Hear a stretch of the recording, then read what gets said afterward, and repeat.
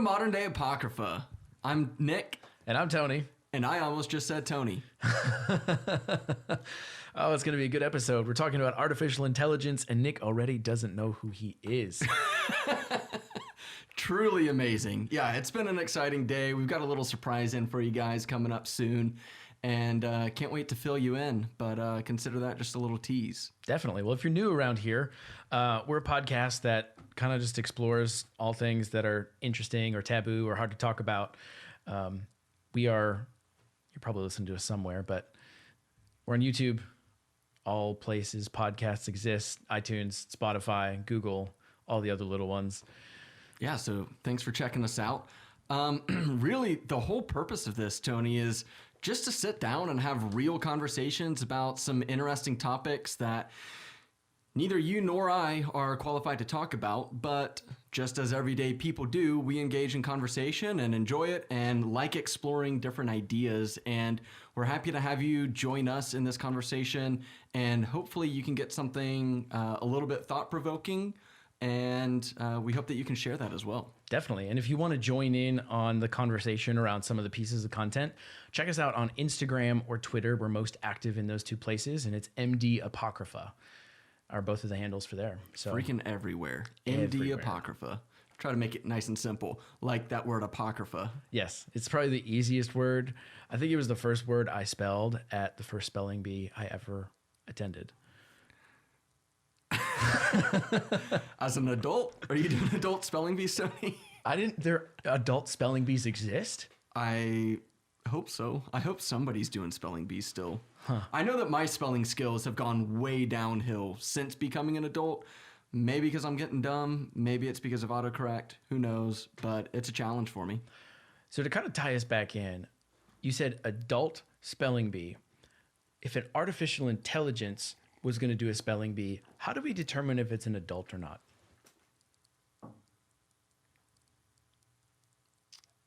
Are you asking me how we would tell if we have a mature AI? Yeah. As opposed to an immature AI? Because we have like children that grow up and sure. At this point you're an adult. Well, if we're creating a new species, as in artificial intelligence, how do we know, like, what's that learning curve? Yeah, that's actually really interesting. Well, first of all, I think there are just way too many ways to tackle this question, but I want to just start off by saying that adulthood is very arbitrary. Like, it's just 18, boom, cut and dry.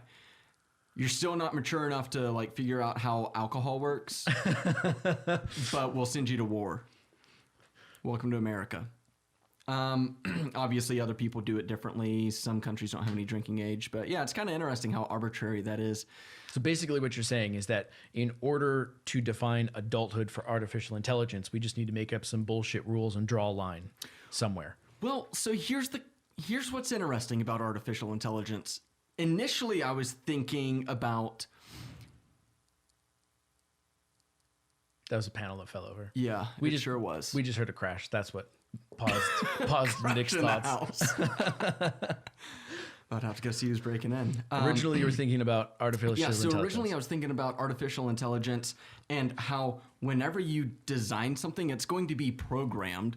So there isn't going to be like a child versus adulthood.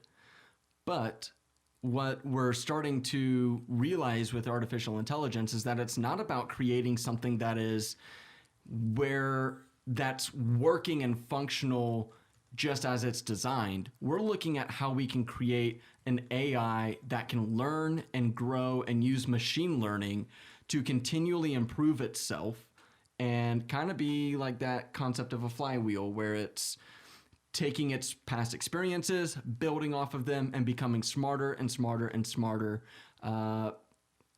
presumably to infinity. I mean, this is a perpetual cycle. So, yeah, it does actually kind of follow that track of growing, just like children build on their experiences.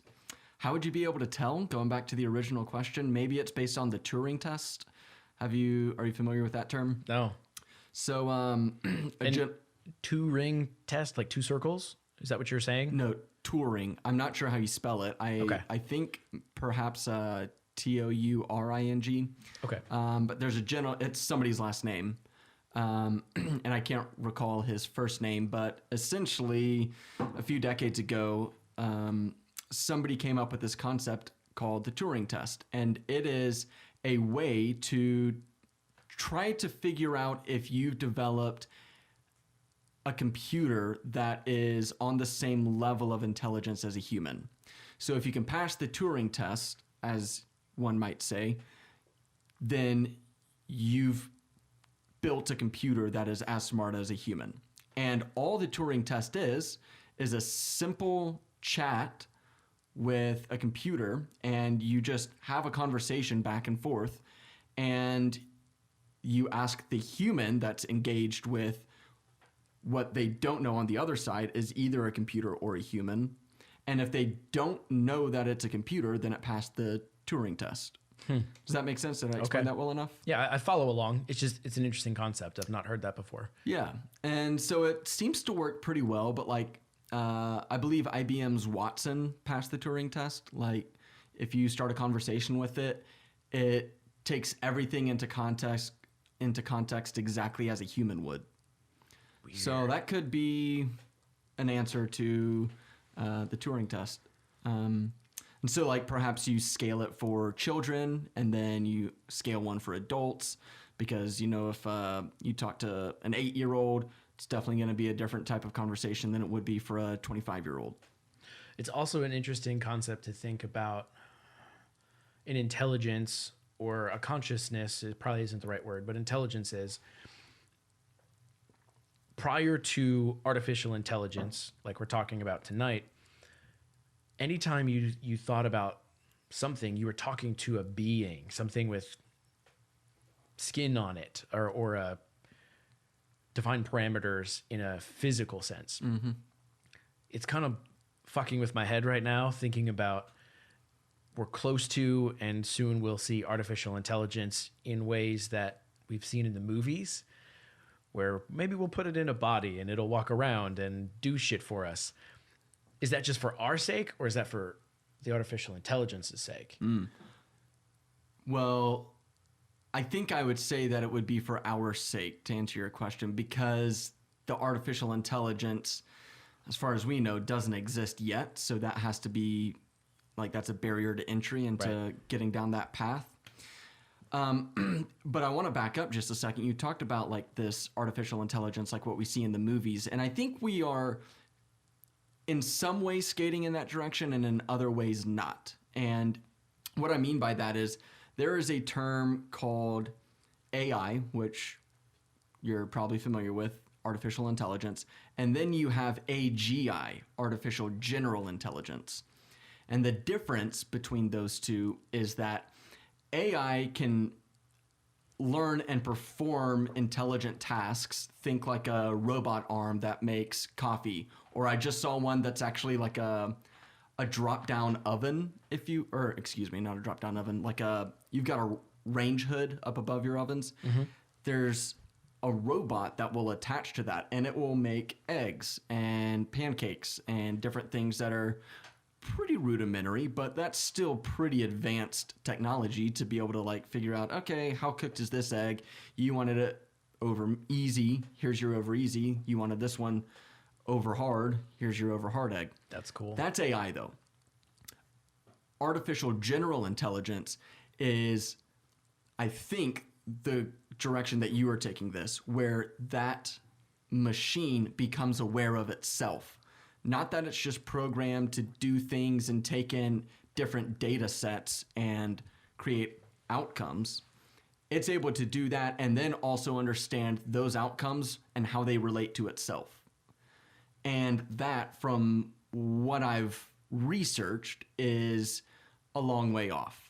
And perhaps that's because we're not really well defined with what consciousness is in and of itself. Sure.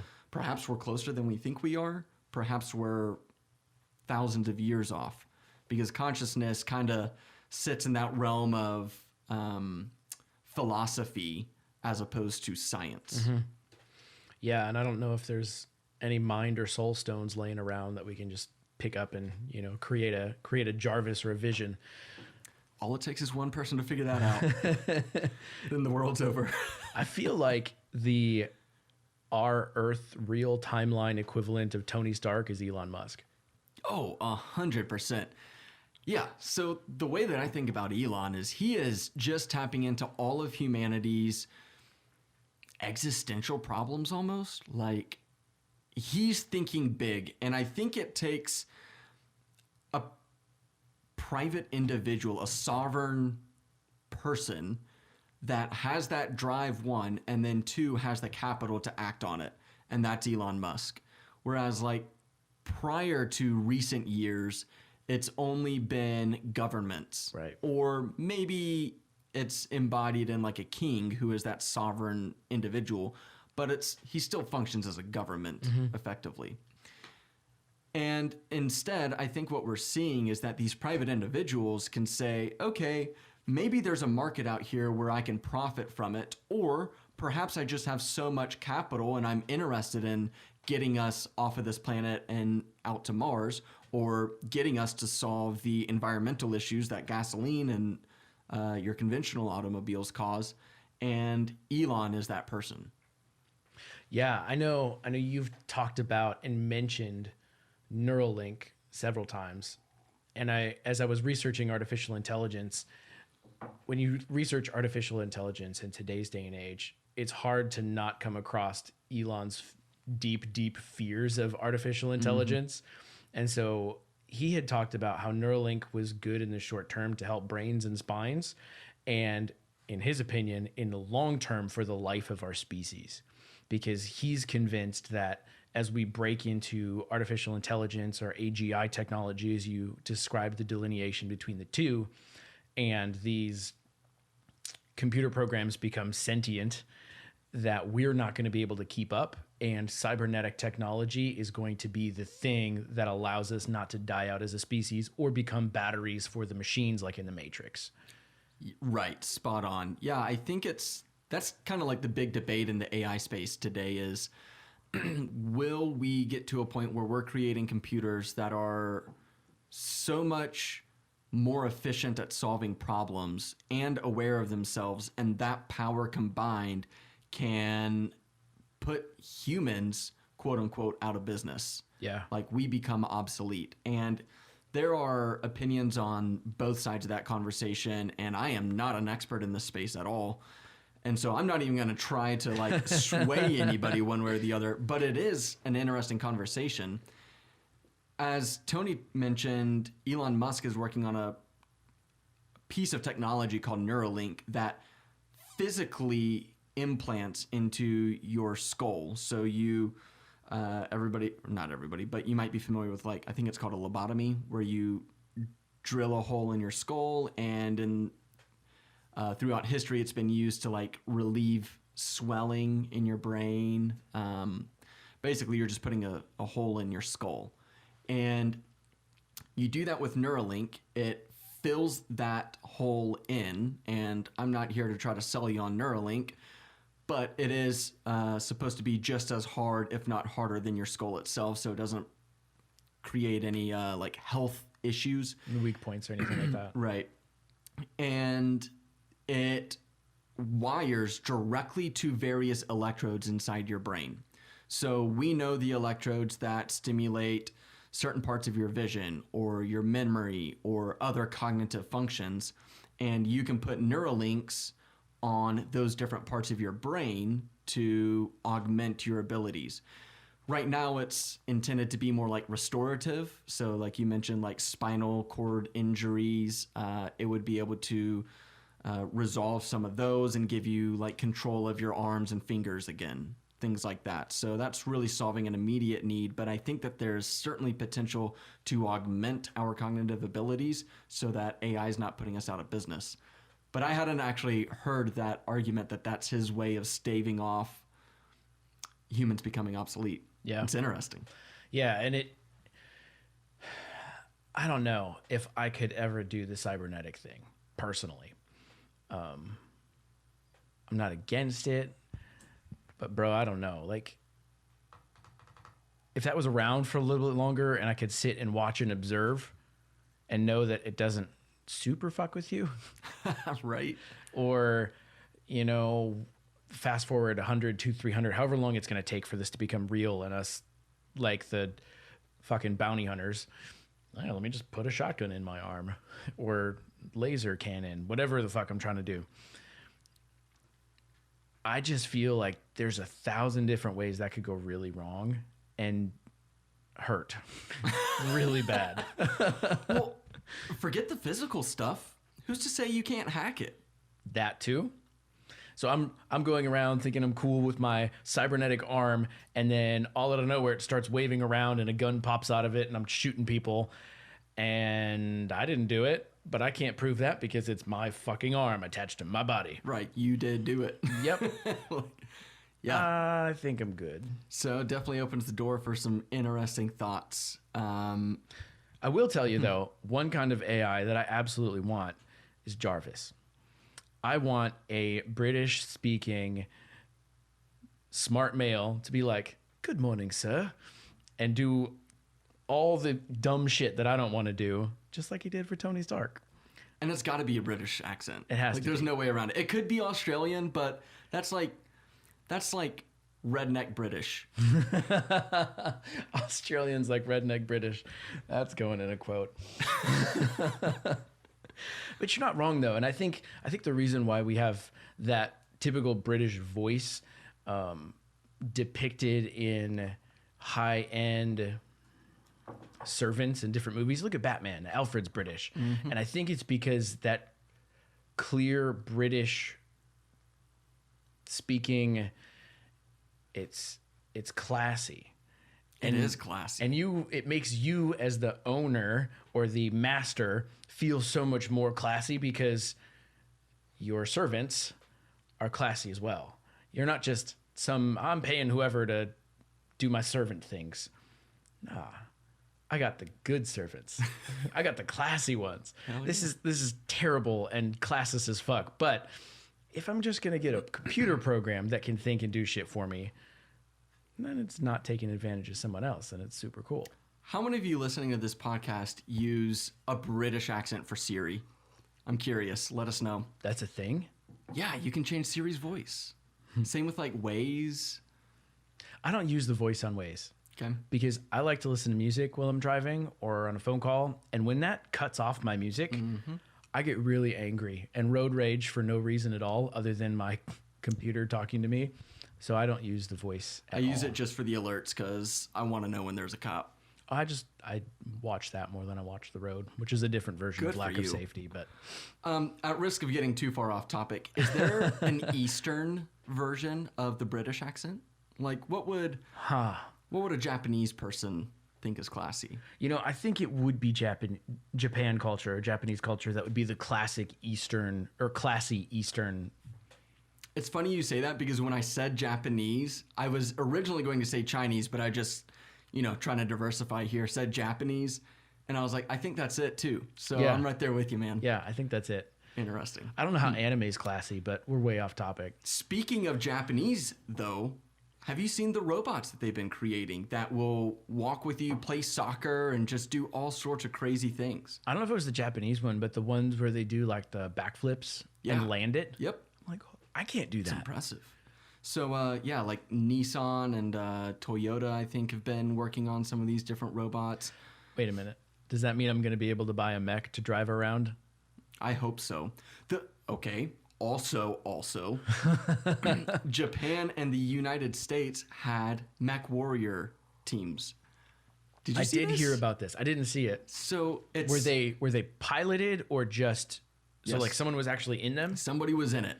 Shit. Yeah. Did they fight? They did fight. God damn. They had it planned and it like went back and forth. And it's been a year or so since I've seen the video, but yeah, they had like a little battle. Wait, how do you win? Like, do you kill the other guy? That's what I'm trying to remember. No, they didn't actually like kill each other, but the reason why it was delayed was because they were like, all right, how do we do this safely though? Because it was all for fun, like let's put two badass engineering teams together and, maybe they had like targets or something that they had to take off of each other. So it's basically the flag football version of some mech fighting. Pretty badass though. But there's a Japanese team and an American team going at it head to head. So going back to the core of the topic, AI, artificial intelligence, where is this taking us? Because as we mentioned earlier, there are so many different opinions on what direction AI is going to go and what its ultimatum is. Like, how smart does it get? And will it make us become obsolete?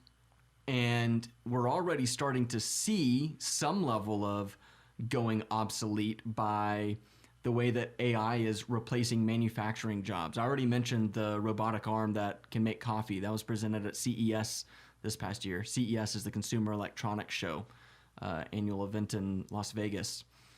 And think about all the baristas. Right. If that thing can do, right now it's not super efficient, but give it 10 years. If you Cut that in half, bro. Sure. Depends on how much Starbucks wants to invest in it, right? Yeah. Like, it takes the capital to figure that out. But if Starbucks can say, hey, each of these costs $20,000, we're going to put 2 in a Starbucks and we'll be able to serve the same capacity or maybe even more customers every day as it takes a team of 4. And I don't know how much Starbucks wages are. $10 an hour? I really don't know. No idea. But you're probably looking at each one of those employees being a $20,000, $30,000, $40,000 employee. Not to mention these robot arms never call in sick. Right. And then you probably have 1, maybe 2 people a store instead of your full staff that you used to have to just manage and make sure shit is full and messes are cleaned up. For now, until we get little robots that can clean shit. Sure. And rearrange it. One thing I thought that was an interesting take on, you're talking about this obsolete conversation. Where do we become obsolete? Humans have biology, evolutionary, like wired into them of like, let's procreate, let's grow, we've been around for a long time. And I think it's all because of that DNA and that instinct. What does that look like for an AI that surpasses its creator, humanity?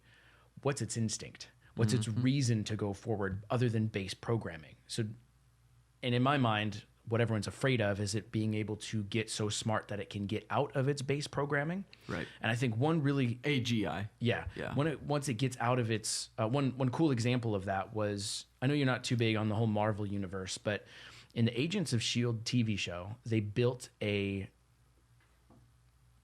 AI drone that was like super lifelike, and her name was Ada. I can't remember what AIDA stand for, but it was artificial something, whatever.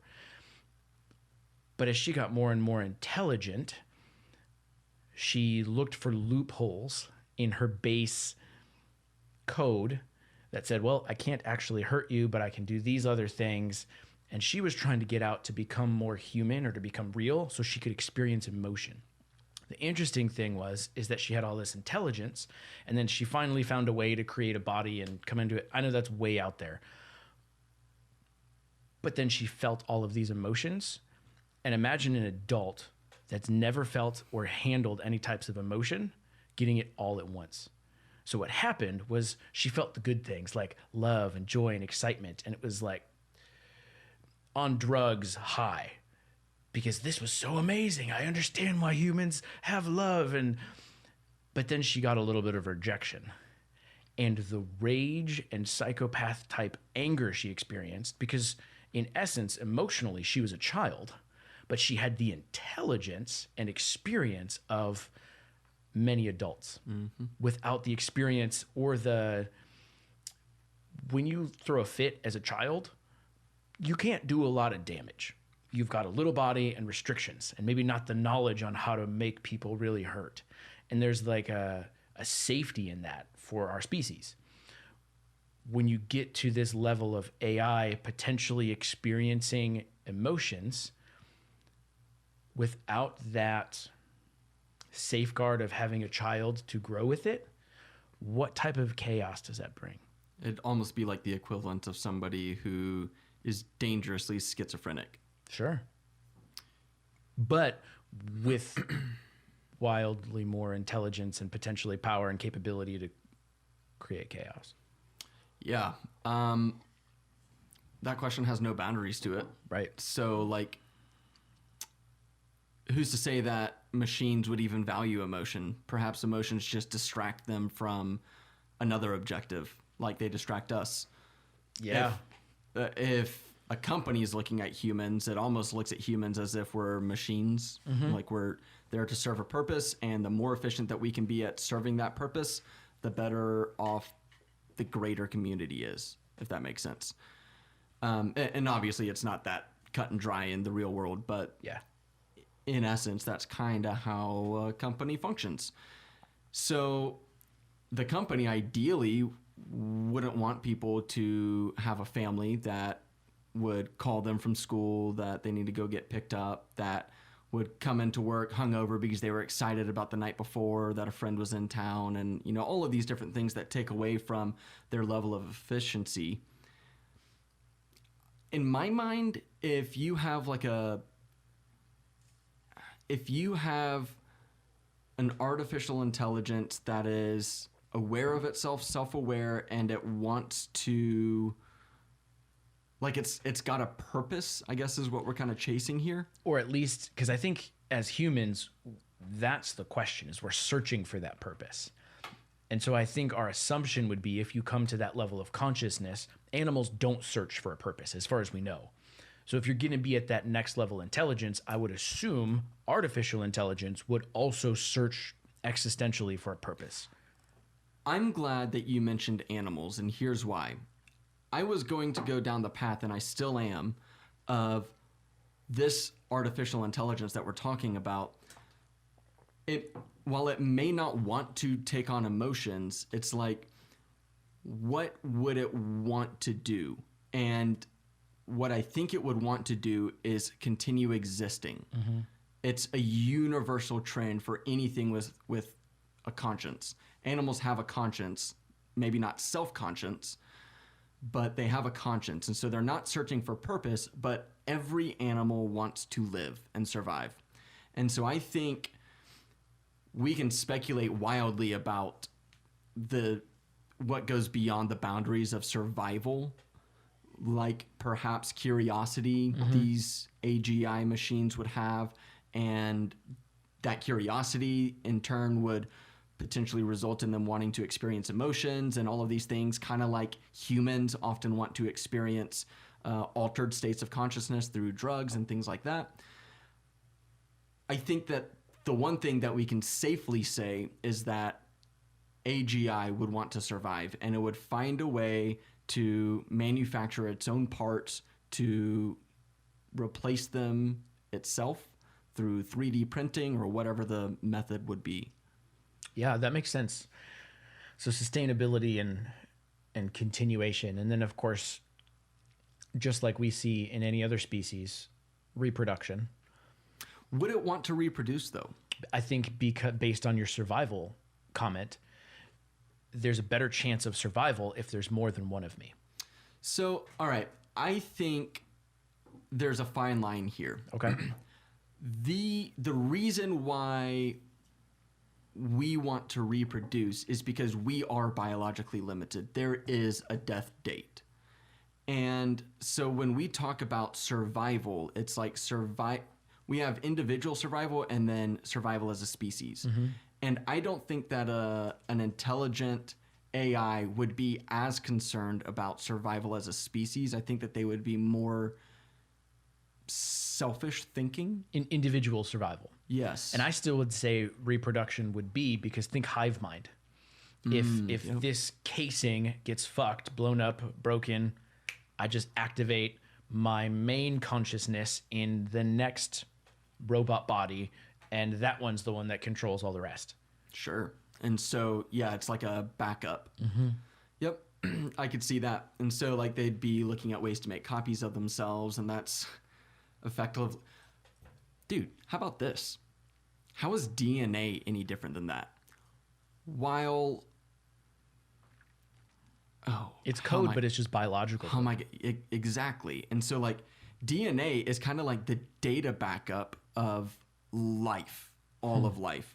And so while we're not able to transfer our consciousness from father or mother to child, in the same way that AI potentially could, we are able to transfer what has worked, a blueprint for success, and that is DNA.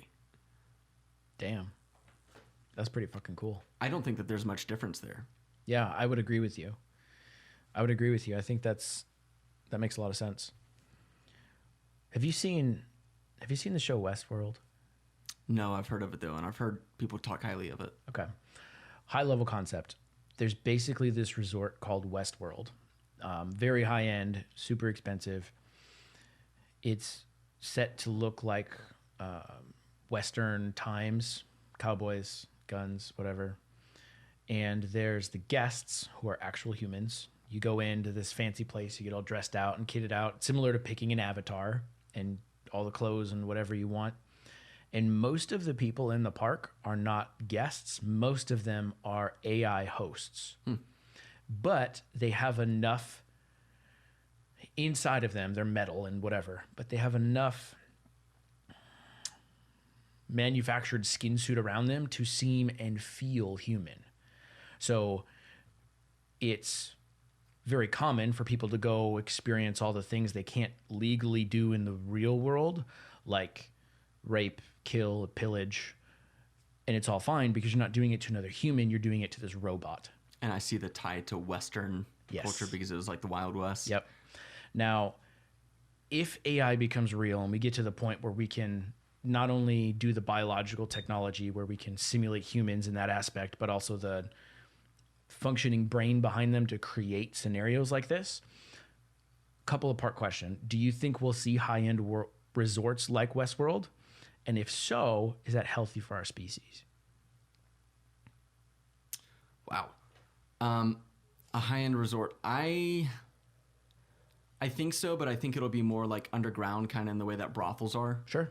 And so they'll exist, but they won't be Sanctioned. Prominently featured. Maybe they'll be sanctioned. Maybe not. I mean, brothels are legal in some places. That's fair. There's a place of the world where it'll be legal. I mean, at what point do you have robots' rights activists? Well, I'm thinking even more, not even to that, but as the human aspect. Like, is a space where we can go get these urges out in a healthy way a good thing? Or is it a bad thing because now we're allowing these activities to be normalized in a different way? You're asking the wrong person, man. This is where my mind went when I was prepping for AI stuff. And I'm like, okay, well, if AI goes, a lot of times we follow or try to create what we've imagined and only can put in a movie. Well, let's make that a real reality because people want to do it. If that is a real reality, what's the implications on society? Yeah, man, that's a crazy question. It's like before society was a thing and we were in tribes, what kind of events would happen? And society is, in a way, what differentiates us from animals. Like, obviously, the self-consciousness does, but the way that we organize and collectively determine what's okay and what's not is what separates us there, in my opinion. Yeah.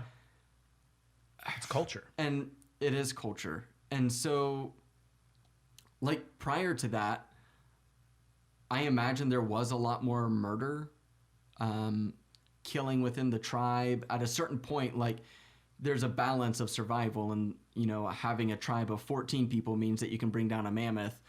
If you only have 12 because you killed the 2 people that you hated, are you going to be able to get that mammoth, you know? And so like it comes with balances. But taking it to like the Westworld concept, the reason I mentioned like, are there going to be robots' rights activists is because I think that's how we shape culture. And ultimately that's what would decide if that's okay or not. Like, if these robots are not self-aware at all, then I think society would be okay with it, but like kind of cringy.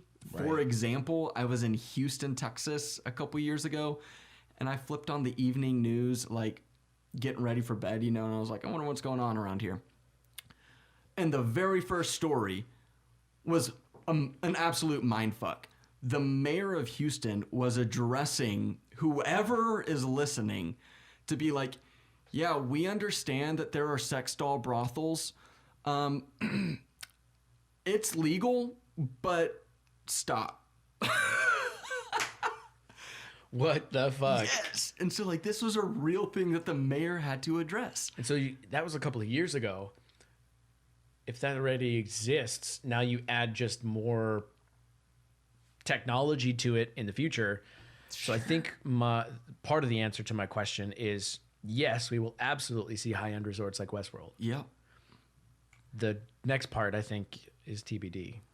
That's where it's like, okay, while it's legal, you can go abuse the fuck out of a sex doll. I'm sure it's not like that doesn't happen in a sex doll brothel. Right. I can't I can't even wrap my mind around this, man. How nasty is that, first of all? It's pretty fucked up. But you know, whatever, to each their own. I guess. But it goes down that line of like, where does society want to regulate itself? Like, does it want to look out for you so that you don't get STDs from fucking a robot?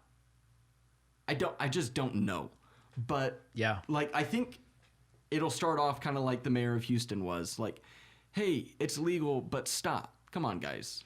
And then at some point, there'll be some catalyst type event to say this is the tipping scale where this is no longer legal. Yeah, maybe it is like a sexual transmitted disease outbreak that happens and they're trying to solve that. Or maybe it's that this AI is self-aware and knows that it's being abused and it is like demoralized and has all of the psychological, quote unquote, effects of a human going through those issues. Or the customers of the robots are so allowed to abuse in a robot capacity that at some point that doesn't scratch the itch anymore and they turn to humans and they're like, yeah, this isn't fixing the problem we thought it was going to fix, shut it down. Like, does it exacerbate the problem?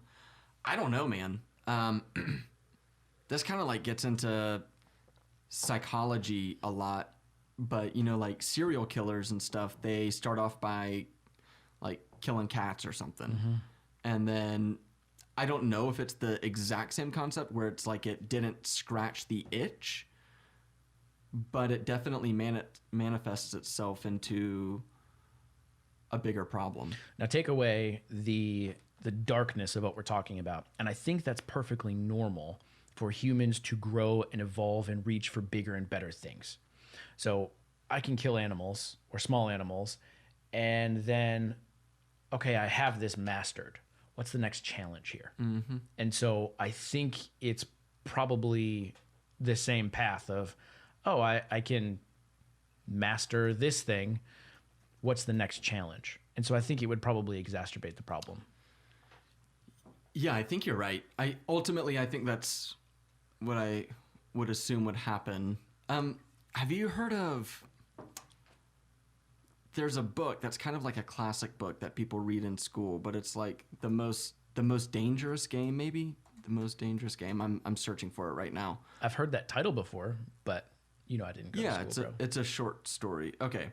So the most dangerous game, I think this is it, is the concept of like this hunter who wanted a better challenge. He had killed the deer. He had killed the elk and the moose. He had killed the antelope and the lion and the tiger and the bear, oh my.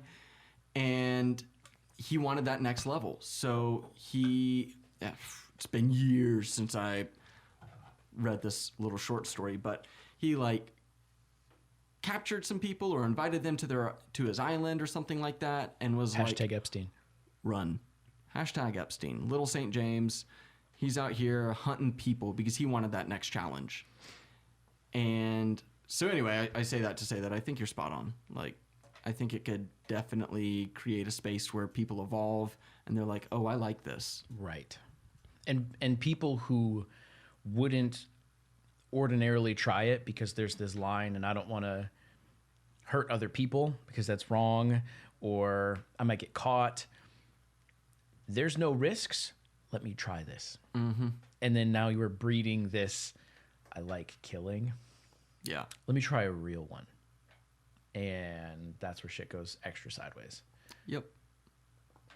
That's like a dystopian type world for sure. Maybe not. That's taking it to an extreme. But think about it. Like you have somebody who goes, hey, look at all of these degenerate needs that people have or desires that people have that aren't accepted in society. Let's create this safe little park over here. You can go indulge them. It makes sense. People would pay money for that. Yeah. And so just to kind of bring this full circle and tie a bow on it, I think those problems manifest themselves more when people are facing tough times, like the suicide rates and drug abuse rates went up exponentially when the manufacturing jobs started to go away due to technologies. You saw that in the car manufacturing lines and things like that because they're being replaced. And it's almost like people need an outlet. They're turning to drugs in this case, or turning to suicide because they can't handle it. Well, flip. I think it's both ends of the spectrum. It's either you have nothing and you need an outlet, or you have too much wealth or time or whatever and not enough challenge. So you go create some sort of a challenge in an unhealthy way. Yep, I can see that too. Yeah. The reason I bring up the lower end of the spectrum is because AI positions itself to put people out of jobs. Absolutely. Like I read that the average robot in the workforce replaces 1.6 workers. And that's on average. So certain industries could be impacted much more. We talked about the baristas. Seems like that's actually kind of in line with the baristas, like 1.6 people. Well, just imagine when Amazon figures out how to get AI robots to pick their orders. Yeah. And scan, grab, toss. I think they're already working on it, aren't they? I wouldn't doubt it. Well, and then all those people that are picking, not just for Amazon, any type of warehouse, online order, anything, grab, package, grab, package. That's a huge amount of people and jobs. That's all gone. Well, then where do those people go? You know, I know we're already trying to do it in different places about, like, look at the call center industry. Yep. You have to talk to a human. People have tried to put the AI voices, and I know 000, let me talk to an agent. I'm not talking to a robot. Mm-hmm. Let me talk to an agent. I hate that because it's not there to the point where it can conversate and understand my questions or give me valuable answers. Some are getting there though. And what you're framing up is spot on. Like it's not there. And so that's why we're smashing 0 to get straight to a live person. But if you call Apple, the IVR system, the robot that you talk to is great. Like he can solve problems.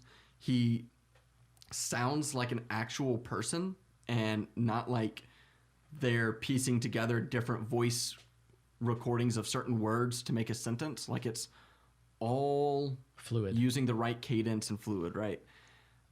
So we're getting really on the cusp of that point. I think that there will always, maybe not always, but for at least the near future, be somebody that you'll need to talk to for different complications to assign value and reason to something. Mm-hmm. Like, I need to return this not because it's broken, but because, oh man, that's not a good example. I don't have it well formulated, but the idea is that like you'd have to make a judgment call on something. Right. When something doesn't fit in a typical scenario. Right. Yeah. So when those parameters aren't defined, you need people. But I mean, you've got call center workers, trucking is huge, cashiers. Going back to the trucking, you know, we've got Tesla halfway there to complete full self-driving stuff. I mean, they're doing it on the highway. Doesn't do it quite on the, you know, side streets and shit, but damn, that's a lot, especially once they figure that out. Awesome. The truck's loaded up and we just send it and then it arrives where it's supposed to be. And I think it's not going to be this flip of the switch, everything's done. It's going to be truck drivers picking up, like, let's say you wanted to ship something from California to New York City. Well, all those wide open states, Utah, Colorado, I don't know how wide open those are. I actually haven't been, but maybe you're going through the southern states where it's large deserts. Nevada, Arizona, New Mexico, Texas, just straight shots, man.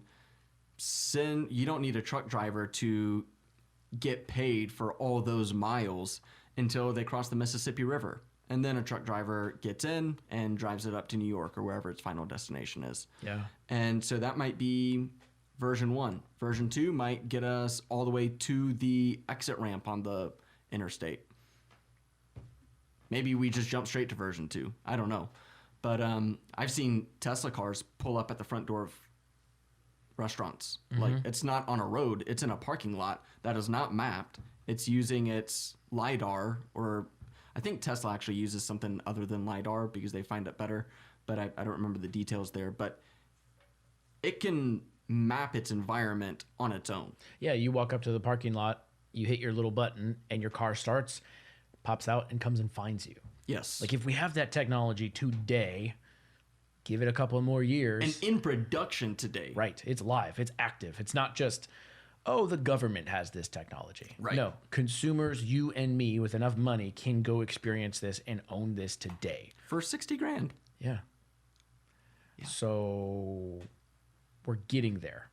So all these different things are going to be replaced by artificial intelligence at that level. How do those people make money? How do those people survive then at that point? Well, right. And so, like, there's some argument to be made that maybe this unlocks new jobs, Sure. job opportunities. But I think those job opportunities are going to rely much more on a well-educated workforce and I don't mean to say uneducated, because so many of these industrial jobs require strong education and, like, understanding how metals bond together if you're a welder and things like that. Like, It's just new, high education in a new space. yeah, to put a label on it, it's like the white collar jobs. Yeah. And we're going to be relying on those because those are the people that know how to program the robots to do what they're doing and how to advance them.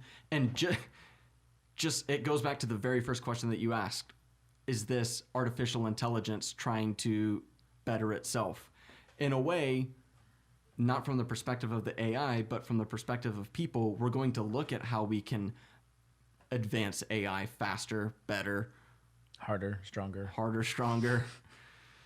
Yeah. And that's going to be done by having a well-educated workforce that knows how to code and knows how to do all of this programming. But what if the programming becomes, and this is kind of the last level, when the AI becomes so smart, it can learn on its own without itself. any programming. Yeah. And I think that's where machine learning is kind of tying in. It's taking past experiences and making better ones based off of what it's learned. That's crazy to think about, a world where there's no need for fucking anything. And the robots create our food, and the robots move shit from A to B. Is it all just creation and consumerism at that point? Yeah, so it's like, what's the purpose there? And I'm also curious, like, how does money get managed? Yeah. So before we move on to that, I think that's an interesting space. But I also want to highlight all of the adjacent industries that come from some of these things that we're talking about. Like, okay, so they have been able to do surgery using AI, dentistry using AI. Who's to say that even skilled labor like nurses are no longer needed? If there's not a surgeon, do they need a nurse to help them out? Maybe not. Yeah. And that's a high skill job. Yeah. In the trucking industry, there's a truck stop right down here at the end of my road. It's a Love's, and they've got showers, they've got little restaurants in there, all of those different things that you need. That means that nobody's going to have to stop to take a shower. Nobody's going to have to stop to get food. Nobody's going to have to stop because they want a phone charger. Like, it's just go, go, go. So Yeah. all of those adjacent industries dissolve. If the vehicles can be automated, then the refueling, whether that be electric or OG fossil fuels, they'll find a way for that to be automated as well. Yeah, or it's just electronic. And Teslas, you can get an arm that is installed in your garage today, and it will plug itself into the Tesla Shit, I didn't know and that. charge it. Yes. I didn't know the auto plug-in. I thought you had Yes. to pick up the cord and plug it in. Holy fuck, that's cool. Yeah, it's like an additional feature, but yeah. But still, that's dope as fuck. So nobody needs to manage the gas station. Maybe you have one person to make sure that there's not a fire. Yeah. Maybe it's its own system and it knows that there was a spark and it can call the fire department 3 minutes sooner than a human would. So who needs the human to begin with to figure out if there's a fire or not? Jesus. Yeah. You just pull up and your Tesla truck refuels itself, recharges itself, or just switches out the battery altogether. This is really kind of exciting to think about. It's crazy. So then that takes us back to what you were getting at is like, okay, let's take this to the next level. 98% of jobs are gone. Mm-hmm. Okay. And what happens then? Like,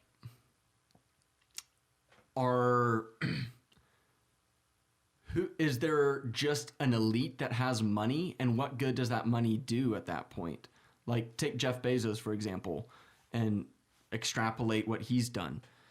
And not trying to paint him in like a bad picture or anything, but he's made his mega billions. And if he's able to replace all of his Amazon workers and none of those people are getting paid anymore, I don't know how many people they employ, 200,000 more? Probably I don't know. 200,000 people are all gone. Jeff Bezos has all of this money and his business continues to run now. Like, what happens to all of those people if 98% of jobs are gone? They can't even go and learn a new skill. They can't learn to be an engineer because that's been replaced. Does Jeff Bezos keep making money? Because if those hundreds of thousands or millions of people can't generate money of their own, that means they can't spend money, which means it doesn't keep fueling these big things that have been set up with AI to keep it going. Yeah, good point. What's the point of money at that point? And who can sustain this? And I think people have to kind of like figure out, people will have to figure out like how many goods and services is one person allowed to consume? Because if 98% of jobs are gone, then everybody just has all this free time. And it's almost like there are infinite resources, but they're all still finite. You still only have a certain amount of steel that you can make and aluminum. Right. And if nobody can sustain Amazon, people still need the things that they want and need. So there's demand, but they're not getting paid for it.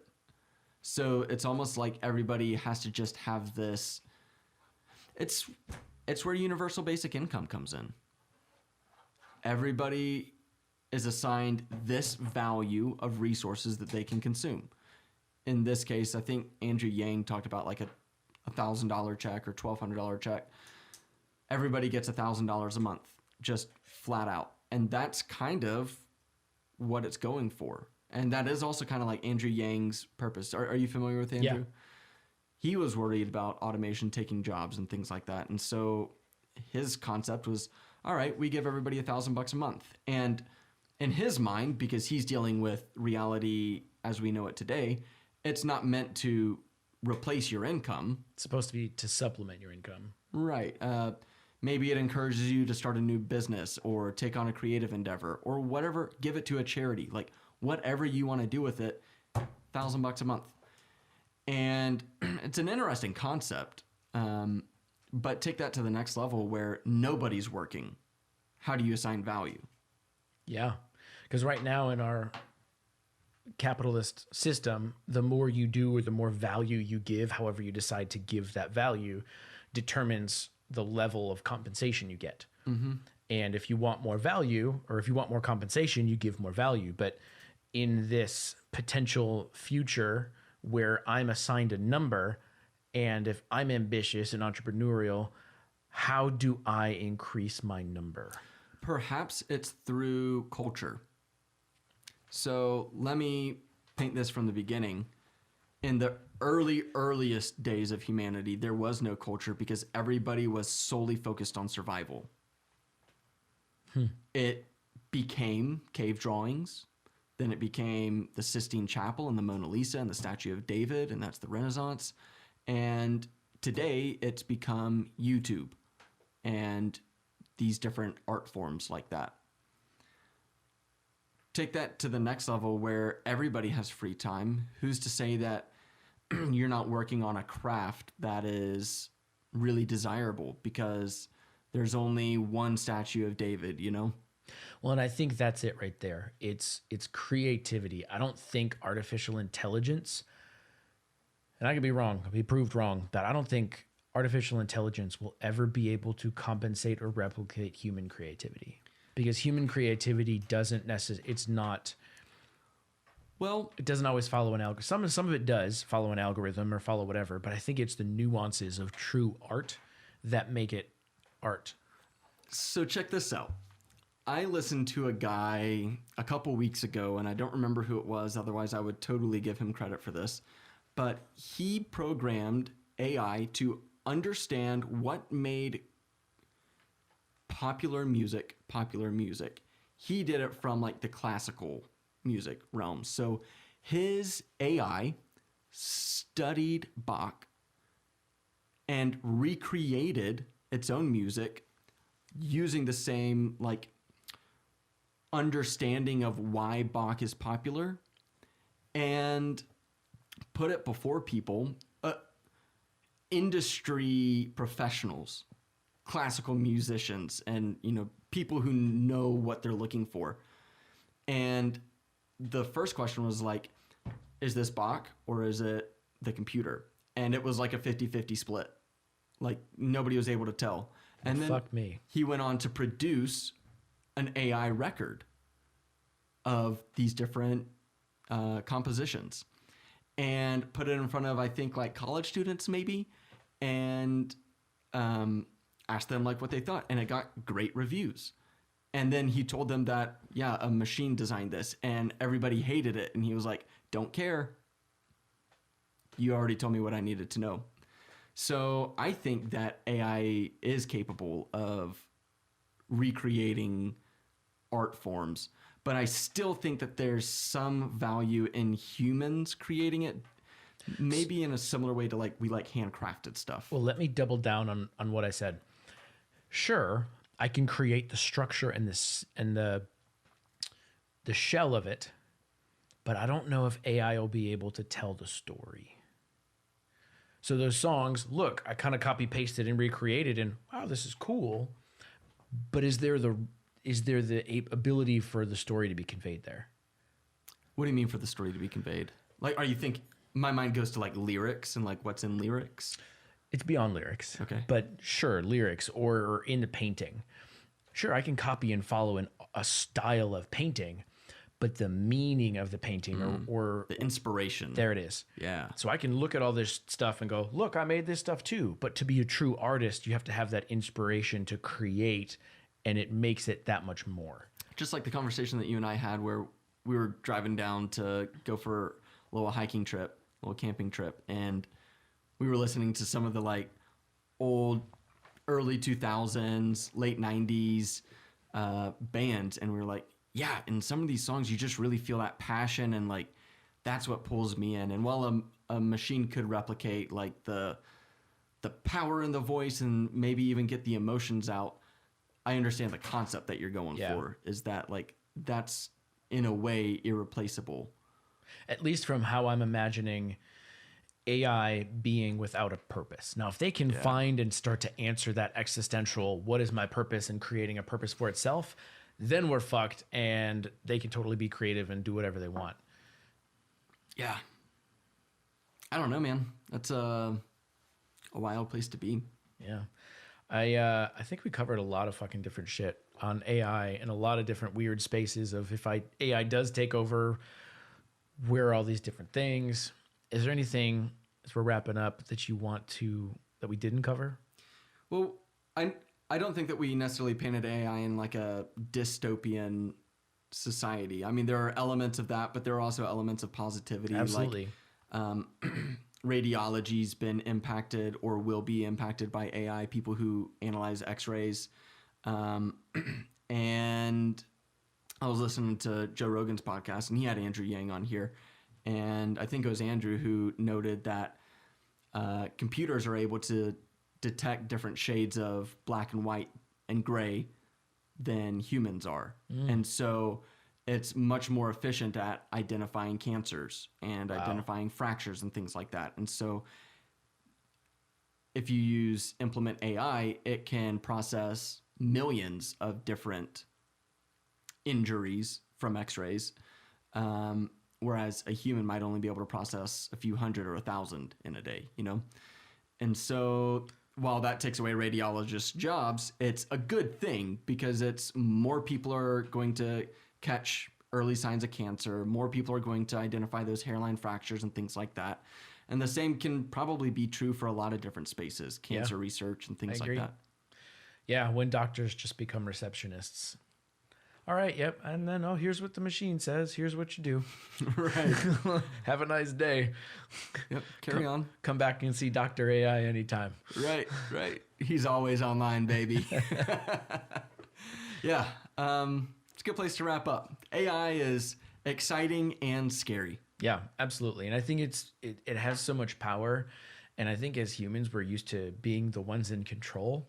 And I think with AI technology, the reason why so many people are scared about it is because we see the potential of it getting out of our hands and without us being the ones in control. 100%. I think that's what it boils down to. Absolutely. So I guess we'll see what happens. Yeah, thanks for listening in. Let us know what you think, and we'll see you in 2100.